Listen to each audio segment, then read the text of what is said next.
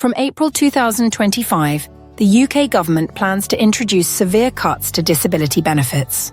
These changes, presented as a moral responsibility to encourage employment, are seen by many as cost-saving measures that will push thousands into deeper poverty. Disability organisations and campaigners argue that these cuts will have a devastating impact on the lives of disabled people and their families. One of the most alarming changes is to the Personal Independence Payment, or PIP. The government plans to alter the assessment criteria, requiring claimants to score at least 4 points in a single daily living activity. This change could strip over 800,000 people of their PIP daily living component.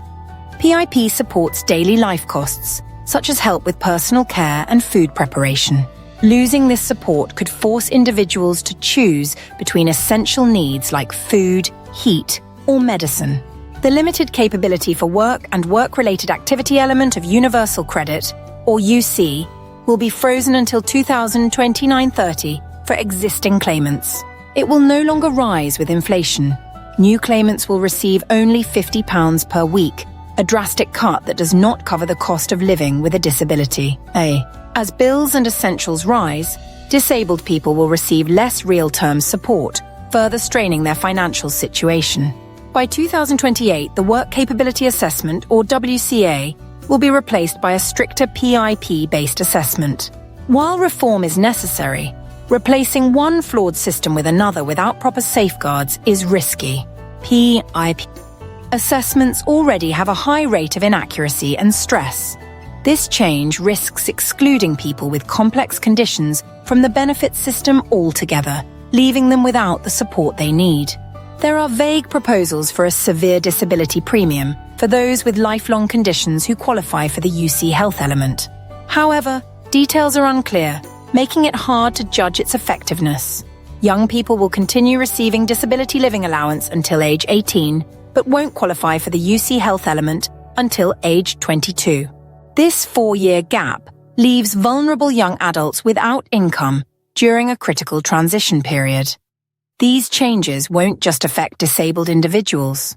Families will be forced to provide more unpaid care and cover costs previously supported by PIP or UC.